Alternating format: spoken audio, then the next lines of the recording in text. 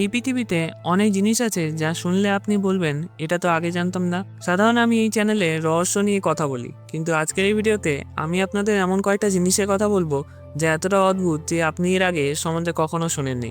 তাই চলুন শুরু করা যাক। পরিচয় করুন এক অবিশ্বাস্য প্রাণীর সঙ্গে। এর নাম মার্স কিপার। এই ছোট মাছটা শুধু জলেই থাকে না, এটা মাটিতেও হাঁটে, বাতাসে শ্বাস নেয় আর ঘন্টার পর ঘন্টা জলের বাইরে বেঁচে থাকতে পারে। ভাবতে পারেন এক মাছ, কিন্তু আচরণ প্রায় ব্যাঙের মতো। এই প্রাণী মূলত কাদা ও ম্যানগ্রোভ অঞ্চলে থাকে, যেখানে জোয়ার ভাটা ওঠানামা করে। জল কমে গেলে অন্য মাছ যেখানে আটকে পড়ে, সেখানে মার্স কিপার একদম স্বচ্ছন্দে মাটির উপর লাফি চলাফেরা করে। এরা তাদের শক্তিশালী পাখনা ব্যবহার করে হাঁটার মতো মুভমেন্ট করে, আর চোখগুলো থাকে মাথার উপর, যেন চারপাশে সবসময় নজর রাখতে পারে। সবচেয়ে অবাক করা বিষয় হলো শ্বাস নেওয়ার পদ্ধতি। মার্স কিপার তার ত্বক ও মুখের ভেতরের অংশ দিয়ে অক্সিজেন শোষণ করতে পারে, যেটা অনেকটা উভচর প্রাণীর মতো। তাই এটি জলের বাইরে থাকলেও শুকিয়ে না গেলে দিব্যি বেঁচে থাকতে পারে। মাছ কিপার শুধু একটা অদ্ভুত মাছ না, এটা আমাদের দেখায় বিবর্তনের এক জীবন্ত উদাহরণ। কখনো কোটি কোটি বছর আগে প্রথম জলজ প্রাণীরা যখন ধীরে ধীরে স্থলভাগে আসতে শুরু করেছিল, ঠিক এমনই কিছু বৈশিষ্ট্য তাদের মধ্যে তৈরি হচ্ছিল। অর্থাৎ মার্স কিপার যেন সেই প্রাচীন ইতিহাসের একটা ছোট ঝলক, যেখানে জীবন প্রথমবার জলের সীমা ভেঙে মাটিতে পা রাখতে গিয়েছিল। প্রকৃতির সবচেয়ে ভয়ঙ্কর কিন্তু অবিশ্বাস্য ঘটনাগুলোর একটি হলো ওপ্রিওকর্ডাইফিস ইউনিটেলারিস, যাকে বিজ্ঞানীরা প্রায় জম্বি ফাঙ্গাস বলে ডাকে। এটি মূলত পিঁপড়েদের শরীরে সংক্রমণ ঘটায়, কিন্তু সাধারণ রোগের মতো নয়। এটা সরাসরি তাদের আচরণ নিয়ন্ত্রণ করতে শুরু করে।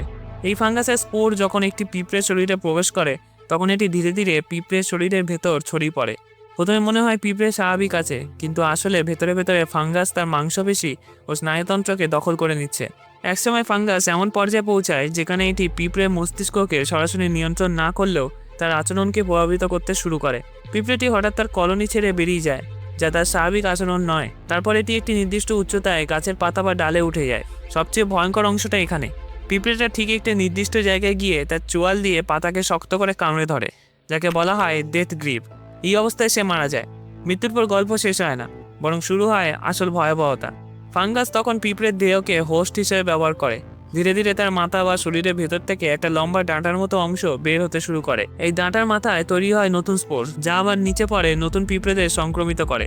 অবিশ্বাস্য বিষয় হলে পুরো প্রক্রিয়াটি এতটাই নিখুঁতভাবে নিয়ন্ত্রিত যেন ফাঙ্গাসটি জানে কোথায় পিঁপড়েকে মারা হলে তার বংশবিস্তার সবচেয়ে বেশি হবে, সঠিক তাপমাত্রা, আর্দ্রতা এবং পরিবেশ নিশ্চিত করে। মানুষ সাধারণত ভাবে আমি যা মনে রাখি সেটা ঠিকই ঘটেছিল, কিন্তু বাস্তবতা অনেক বেশি জটিল। মনোবিজ্ঞানের গবেষণা বলছে আমাদের মস্তিষ্ক আসলে ক্যামেরার মতো স্মৃতি রেকর্ড করে না, বরং এটা অনেকটা গল্প লেখকের মতো ঘটনা, অনুভূতি এবং অনুমান মিলিয়ে স্মৃতি তৈরি করে। যখন আপনি কোনো ঘটনা মনে করার চেষ্টা করেন, তখন আপনি আসলে সেই স্মৃতিটা রিপ্লে করেন না, আপনি সেটাকে পুনর্গঠন করেন। এই প্রক্রিয়ায় কয়েকটা জিনিস ঘটে। কিছু অংশ ভুলে যান, কিছু অংশ নিজের মতো করে ভরে দেন। অন্য কারো কথা, ছবি বা গল্প আপনার স্মৃতির সাথে মিশে যায়, যার ফলে কয়েকদিন বা কয়েক বছর ধরে সেই স্মৃতি পুরোপুরি বদলে যেতে পারে। আপনি বিশ্বাসই করবেন যে এটা সত্যি। এলিজাবেথ লোফটাস, একজন বিখ্যাত মনোবিজ্ঞানী, দেখিয়েছিলেন যে মানুষের মনে পুরোপুরি মিথ্যা স্মৃতিও ঢুকে দেওয়া যায়। এটি পরীক্ষায় অংশগ্রহণকারীদের বলা হয়েছিল তারা ছোটবেলায় শপিং মলে হারিয়ে গিয়েছিল, যদিও এটা কখনোই ঘটেনি। কিছুদিন পরে অনেকেই সেই ঘটনা বিস্তারিতভাবে বলতে শুরু করে, তারা কেমন ভয় পেয়েছিল, কী দেখেছিল, সবকিছু। মানে তাদের মস্তিষ্ক একটা সম্পূর্ণ কল্পিত ঘটনাকে বাস্তব স্মৃতিতে পরিণত করেছে। আজব, তাই না? মিথেন হাইড্রেট নামের মধ্যে লুকিয়ে আছে রহস্য। বাইরে থেকে এটি দেখতে একদম সাধারণ বরফের মতো, সাদা, ঠান্ডা, শক্ত, কিন্তু এর ভেতরে লুকিয়ে আছে মিথেন গ্যাস, যা অত্যন্ত দাহ্য। এই বিশেষ ধরনের বরফ তৈরি হয় যখন জল ও মিথেন গ্যাস অত্যন্ত ঠান্ডায় এক উচ্চচাপ পরিবেশে একসাথে জমে যায়। এটি সাধারণত পাওয়া যায় গভীর সমুদ্রের তলদেশে, আর্কটিক অঞ্চলের জমাট মাটির নিচে, অর্থাৎ যেখানে প্রচণ্ড ঠান্ডা আর চাপ, সেখানে এই জ্বলন্ত বরফ তৈরি হয়। যখন তুমি এই বরফে আগুন ধরাও, তখন যা হয়, বরফ গলতে শুরু করে আর ভেতরে আটকে থাকা মিথেন গ্যাস বেরিয়ে আসে। সেই গ্যাসই আগুন ধরে, ফলে মনে হয় বরফটাই জ্বলছে। বাস্তবে জ্বলছে বরফ নয়, তার ভেতরে গ্যাস। বিজ্ঞানীরা মনে করেন মিথেন হাইড্রেট হতে পারে ভবিষ্যতের একটি বিশাল শক্তির উৎস, কারণ এতে প্রচুর পরিমাণে মিথেন আছে। পৃথিবীর অন্যান্য জ্বালানির তুলনায় এর মজুদ অনেক বেশি হতে পারে। এটি অনুমান অনুযায়ী পৃথিবীতে যত কয়লা, তেল, গ্যাস আছে, তার থেকে বেশি শক্তি লুকিয়ে থাকতে পারে এই বরফে।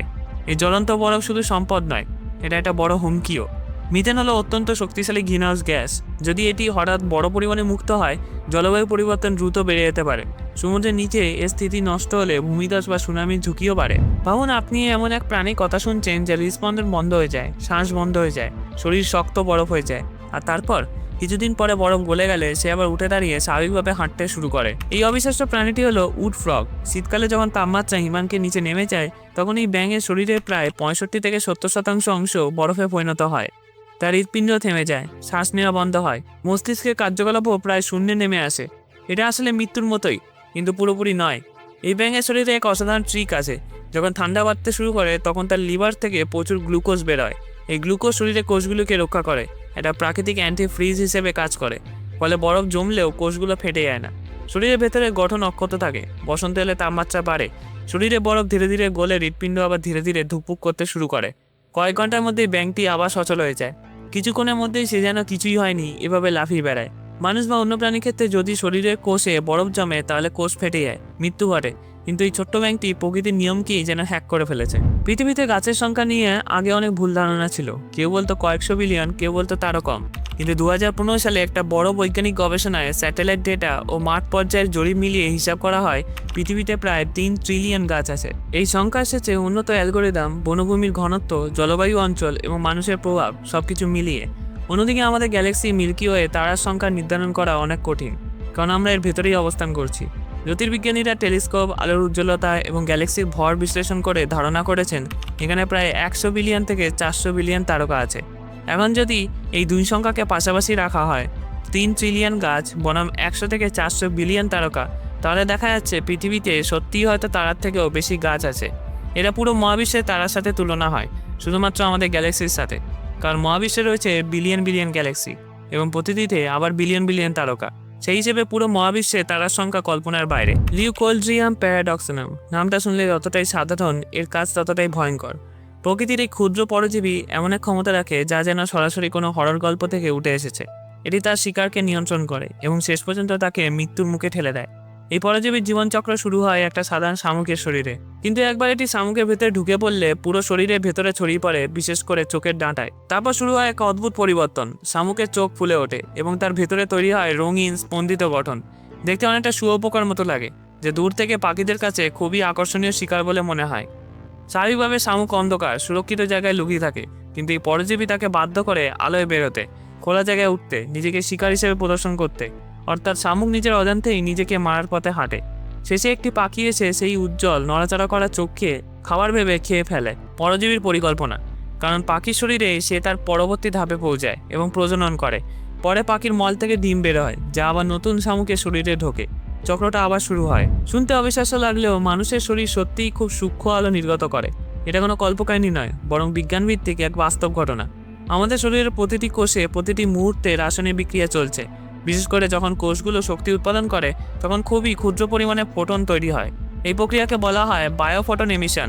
সেই আলো এতটাই দুর্বল যে মানুষের চোখে ধরা পড়ে না, কারণ এটা আমাদের চোখে দেখার ক্ষমতার চেয়ে প্রায় 1000 গুণ কম উজ্জ্বল।